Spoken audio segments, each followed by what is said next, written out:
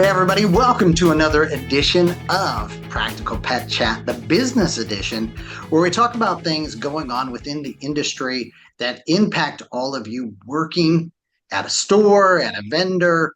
And we welcome everybody to these because it's just great to learn about it. Many of us start off as pet parents, and our passions drive us into the business side of this. So, happy to have you here. Lauren, always happy to see you. How are you doing? Good, Rob.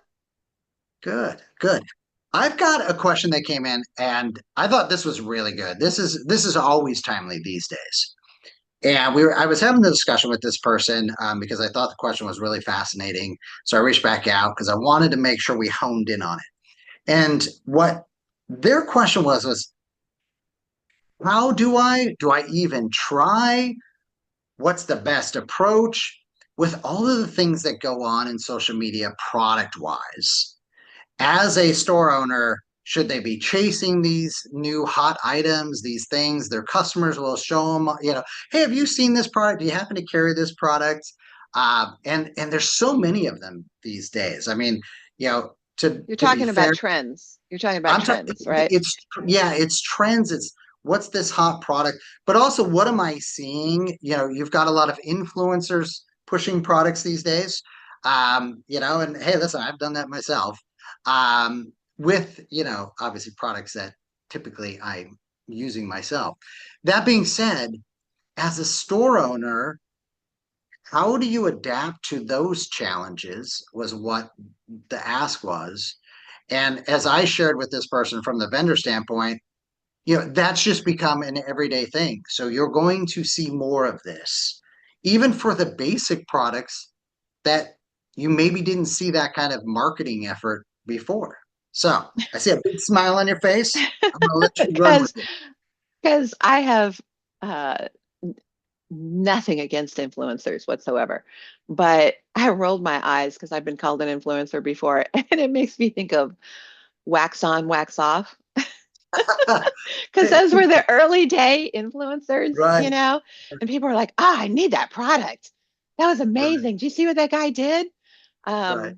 I forget that guy's name, but man, they signed him up for product after product after product, Oh, yeah. and he hawked everything.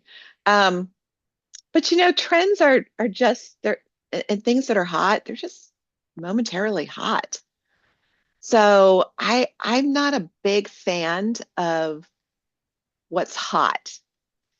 I like trends if things are trending in the direction that fits my store and my philosophy. For example, if the trend was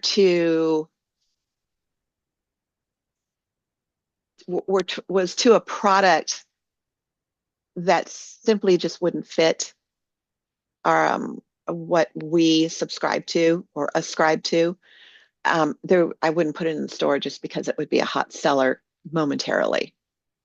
And the reasons for that are, multitudinous, just simply because there's an investment. You better know your demographic really well that they're going to take to that. And you also need to understand where is that trending and where is that hot? Is it TikTok? Is it Instagram? Is it Facebook? Is it all those places? If your demographic doesn't tune into TikTok, then it doesn't matter if TikTok thinks it's hot. If your demographic is an Instagram demographic and they don't tune into Facebook, you have to stay on top of that. I I watch those things only I'm just interested in them.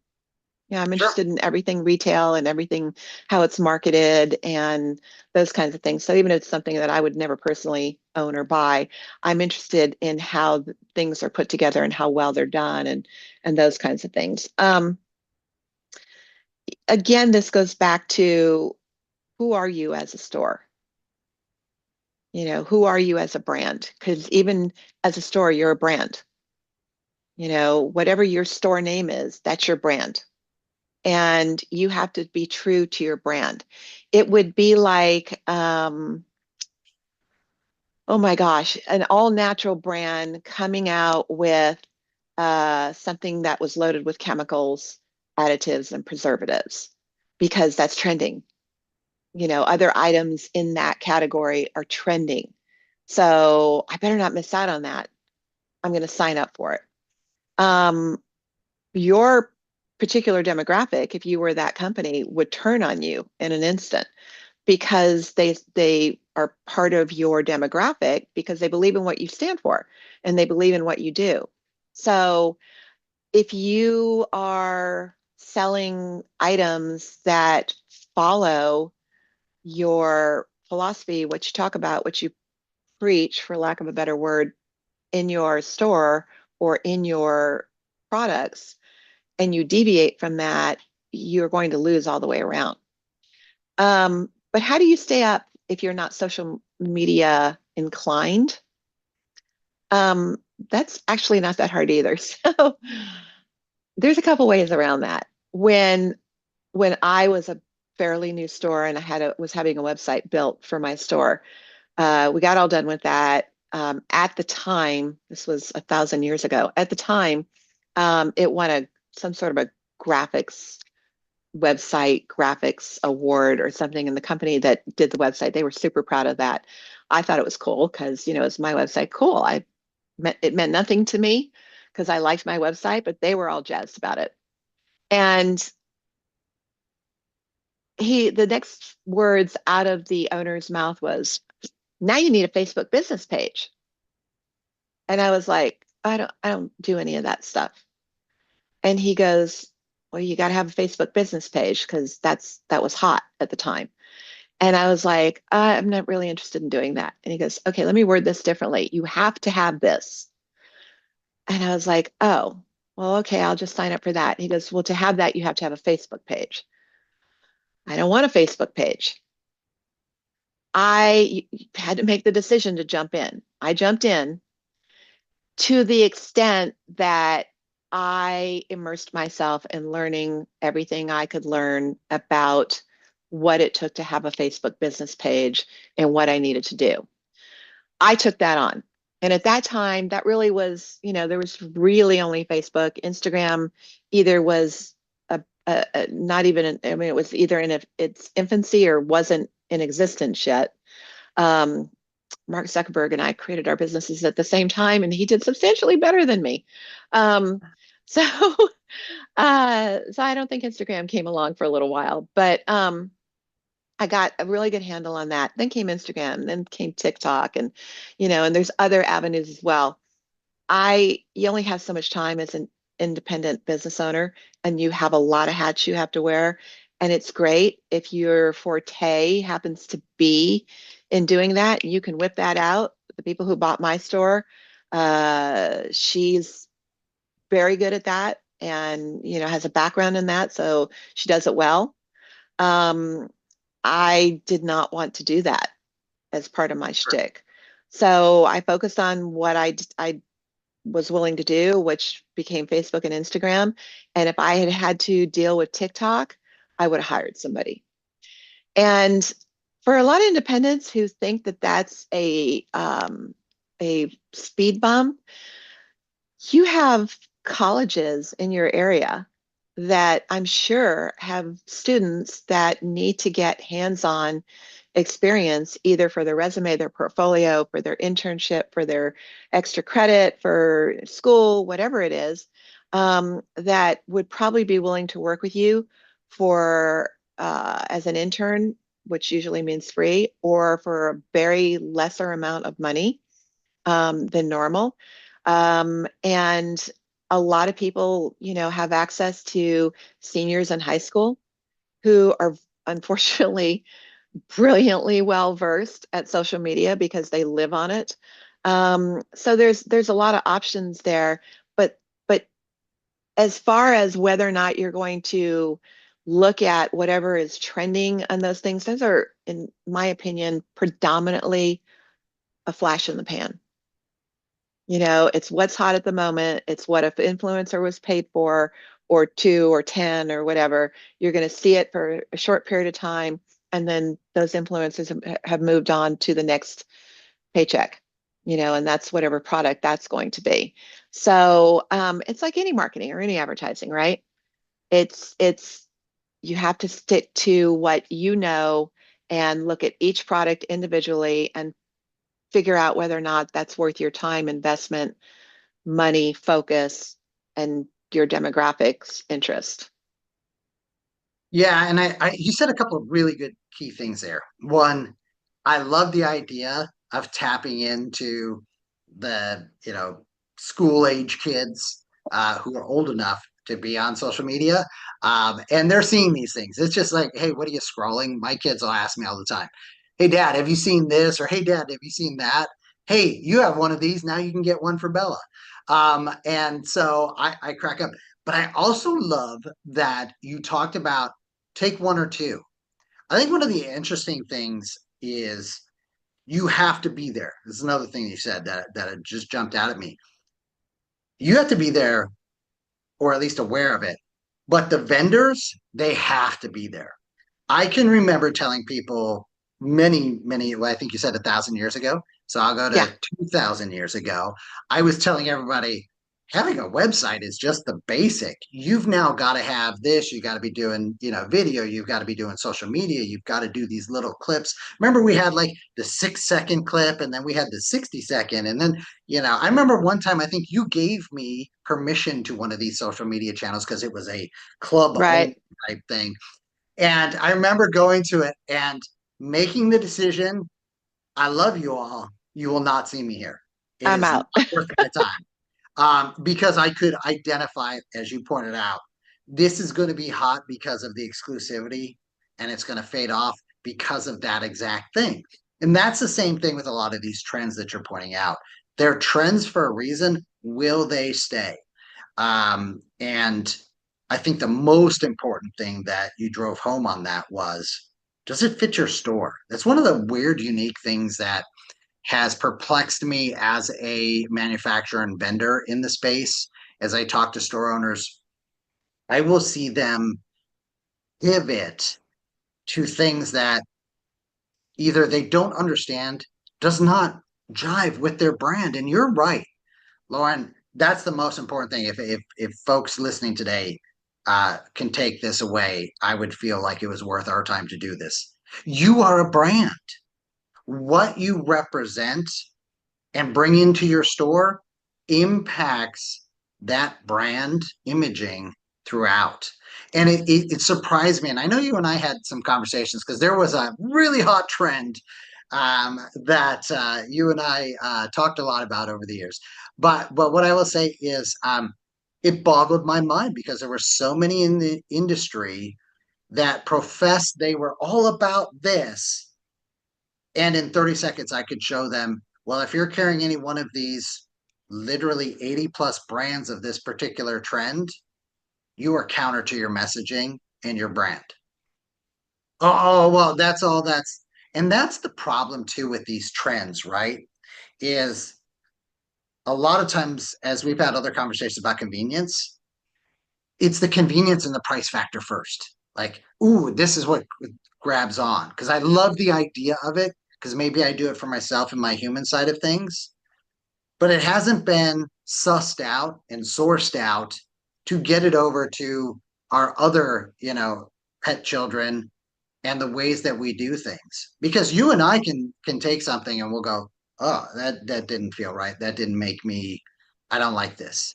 Our pets don't have that ability to say, hey, ma, hey, dad, no thanks on that. TikTok was wrong. Didn't make me feel any better.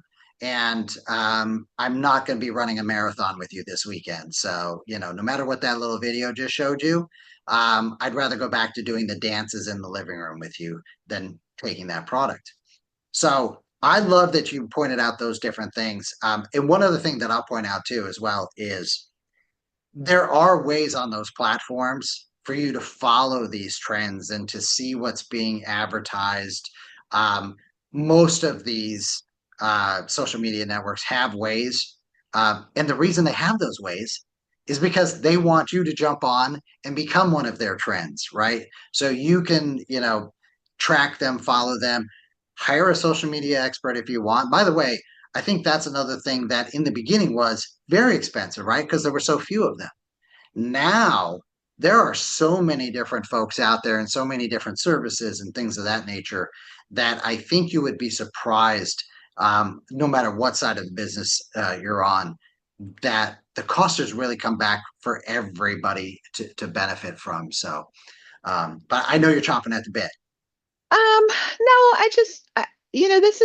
this is the the current form of advertising. That's all this is. Right. Is we see our ads now. I mean, if you really look at any of the social media platforms, that's all they have become. They're just ad after ad after ad. And, we don't have regular TV, we have all streaming platforms. And so we don't get any ads because I hated commercials. I still get them. I just get them on my Yeah. phone. I get them on any of the social media platforms I'm on, and and they work. The Oh, really good 100%. ones, yeah, the Yeah. really good ones that are put together, you end up clicking on that shop and going to look at it, and in some cases you do buy. So it does work, but I think when you're a retailer, I like when brands use social media to what you were saying because I want to know what they're saying and what they're putting out there. And I want the client to look for the product and call me and say, "Hey, do you carry this food?" I do carry that food, or I don't carry that food. And here's why. Right. Oh, I didn't know that. Well, it says on the ad, okay, come in and talk to me. Let's talk about that ad. Yeah. And it's an opportunity, and all the way around, it's an opportunity, whether you carry it or not. And I like that. I don't like when retailers get caught up in those particular types of things because again, they're so hit and miss. They're so random. Um, I I think that it's a free form of advertising. I mean, unless you pay for it, which has its Yeah, pluses and I was minuses I was too. going to say, I mean, let me just jump in on that because from the vendor standpoint, that is that's I will say I think a misnomer that's out there. The free forms of advertising on social media are when friends are posting, um, and that's why I will say the social media networks have done a better job of, hey, if you're being paid, you need to let people know you're being paid. This is a paid testimonial. This is a paid Sure, advertorial, which is no different, by the way. And that's my sure. pushback when I will have the person I was having the conversation with that generated our discussion today was like, oh gosh, it's so bad. This is what's happened. We went from commercials that only a few could afford to now. I'm like, whoa, whoa, whoa, I love having the access. And if you think it was only happening on TV, you weren't reading those industry magazines that you have stacks and stacks of because there were plenty of advertorials and there were plenty of, we'll write an article about your niche and include you if it so they could get around all that. So advertising and advertising, and this is just that latest way of doing it. I Right. think it's more impactful, to be quite honest, because video is powerful, audio is powerful. Static words on a sheet of paper are not as powerful. And that's the challenge that I think a lot of folks don't understand is static anything, and that's a whole other discussion, but just having it on your shelf that's static unless you are going in and having a dynamic experience in a store. So I think that's part of where the opportunity in all this is. Well, let's face it, if static worked, you wouldn't see us on video, right? Because you and I, neither Sure. one of us want to be on video. So if static was sufficient, this wouldn't be happening. Not that we're all that riveting or anything, but there is Yeah. an element of the public that doesn't want a static image. The thing that is most infuriating, and it's only going to get worse, it's only going to get worse, um, is the fact that if you read through the comments on products on pick any platform, any social media Yeah. platform, and I dare say online platforms as well, you have these people who say, "Oh my gosh, I bought that. I love it." And I'm like, "Did you? Did you buy that?" And it's glowing report after glowing comment after blah, blah, Yeah. blah. And I'll skim through. And if I don't see at least a couple people going, "I didn't like it. It didn't work for me." Right. I'm now questioning the veracity of all of it because it's all bot filled. It's all BS. It's all paid. It's all, I imagine because I haven't been in the position to try to look for this, but I imagine that it's probably something you sign up for that, you can have 100 to 150, 150 to 200, 250 to, whatever, how many reviews or people who will comment on your post based on how much you're willing to pay, that then affect what people think about the product.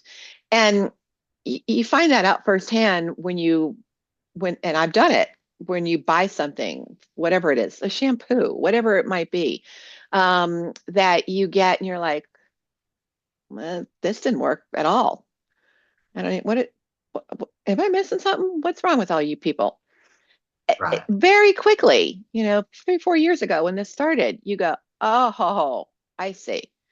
And so you can't believe any of that crap. It's a crapshoot, right? On whether or not you're going to spend your money and you're going to get what you want. So the first thing you should do is run off to the refund section, find out what the return policy is all about and the refund section and what kind of a scam that is.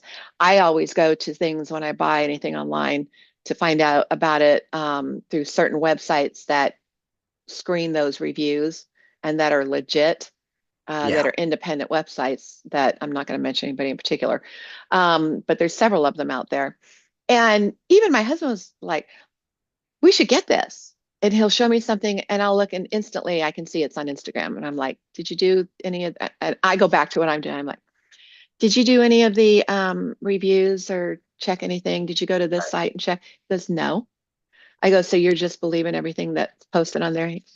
Well, yeah, but everybody says it's great. Okay. Okay, let me stop what I'm doing. What's the product? And I'll look it up for him. And in 2 minutes, I've then shown him all of this negativity. And he's like, oh, so you still want to buy it? Because let's not buy it on Instagram. Let's, Right. no, no. But it's Well, because we want to believe we we do. fall into it. We're like, wow, that looks amazing. We want to And do better. we do, Yeah. and it's especially impactful when it is tied to something emotional.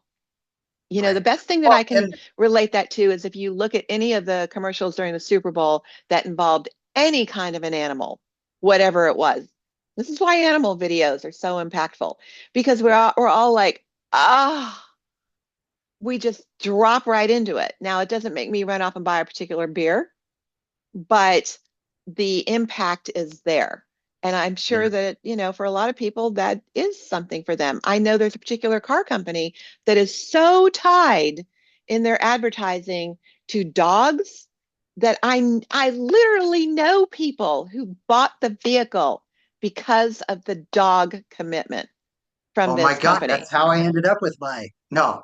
Yes. They also put the canoe and the kayak up on top. So Yes. don't judge me, Lauren. Don't judge me. And Yes. I'm pro shampoo, by the way. I like Um, shampoo too, but that yeah, particular shampoo. But you know what yeah. I'm saying? It's like No, there's a I reason do. that it's been around. If you look back in the days of Mad Men, and my parent was one of those Mad Men kind of people, and that's what he did for a living. But at that particular time, I can remember when he came home and said, I can't believe the government's getting involved in this. And they got involved with there has to be truth in advertising. Somehow that's gone away quietly, just kind of fell off, went away. And it's like, wow. I used to go when I would get my hair done, I went to a particular place that also did the hair of some television personalities. And the particular hairdresser was telling me, she goes, oh yeah, we have to have an X amount of that particular brand in what we're doing in order to legitimately say that the commercial is for that brand.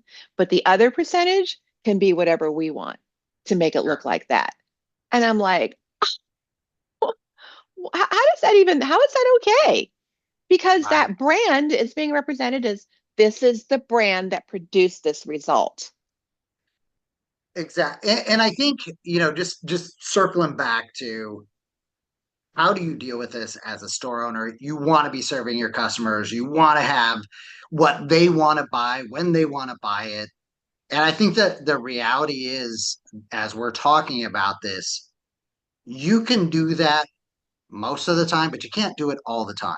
So you've got to have the discernment, the grace for yourself to say, that's not a trend that I need to be a part of. So when your customer comes in, I've seen it, don't have an opinion because I haven't had my hands on it. I haven't had many of my customers share their experiences with it. Let me know. If Oh you my end up buying gosh. it, let me know. You know where that comes into play most often is when it's a subscription pet food that isn't sold to retailers. Mm, Because then people want you to weigh in on it. It's like, I don't have access to any of the information that I would require as a retailer. I would require a litany of informative pieces of documentation or um, whatever the ingredients, percentage of the ingredients, which is not the same as the guaranteed analysis, sourcing, the co-packer, any of those kinds of things. So I can't comment on it right. because I can't get to any of that information to give you the kind of information I have given you in the past or the kind of opinion I've given you in the past. So I'm out. Well, here's the ingredients, but that doesn't tell me anything. Right. That doesn't tell Right. me And what's there's a important to me. variation. Yeah. And there's a variation that's allowed within all of that. Um, Yes.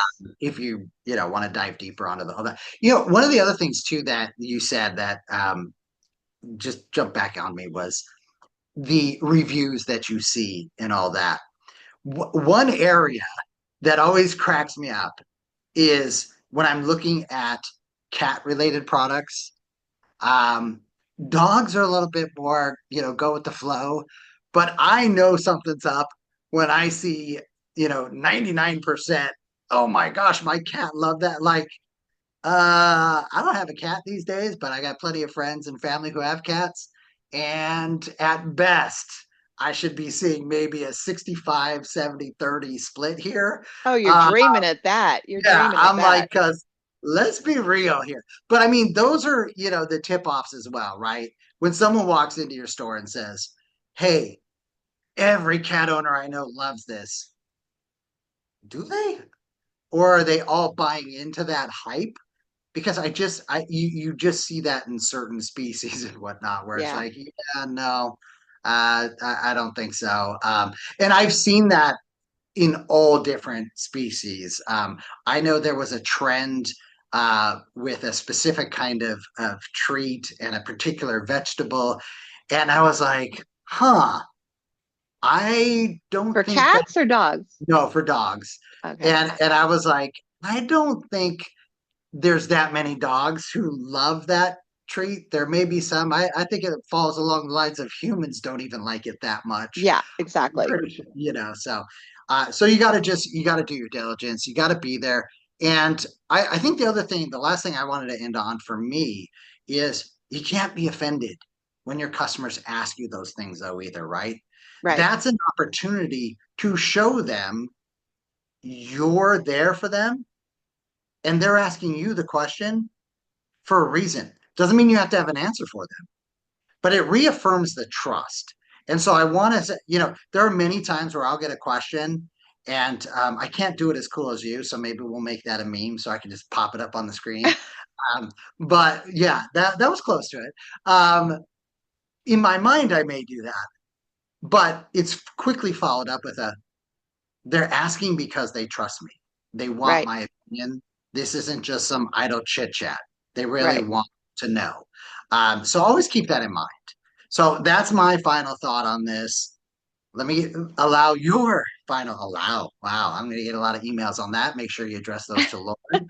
Don't address them to Pet me. I chat don't need at permission. gmail.com. I know I'm wrong, but you, let's get some last thoughts from you, and then we'll wrap up this episode.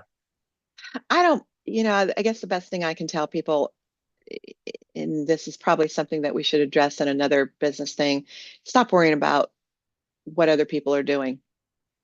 You don't want to be a cookie cutter business. Doesn't matter if you're a distributor, a retailer, a groomer, whatever you are, manufacturer, whatever. Who needs another cookie cutter of anything? It's already there. Can Right. you improve on it? Slightly, but why be like everybody else and reduce everything then down to price? Because that's all it is. So look at the trend. I look at the trends. I'm interested too. I might join in with a customer and go, I know, did you see that? That was wild, right?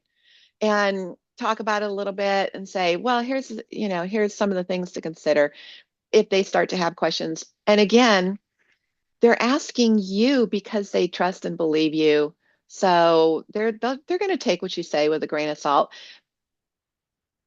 That's also a cautionary statement of not to bash anybody, any brand or anything else. You can not agree with it and say it doesn't fit your philosophy, it doesn't fit your store, it doesn't fit what you envision, anything like that, without completely ripping apart and shredding, because you may find out that the customer that you're telling this to is using that product, or somebody in their family is, and now you've created a hurdle that might be impossible to get past. Love it. Love it. Well, as always, Lauren, thank you so much for sharing your insights. Folks, we're doing this because you're generating these discussion points for Lauren and I. Keep them coming. Practicalpetchat@gmail.com. You can find us on your favorite social media platform, since we've been talking about all these today.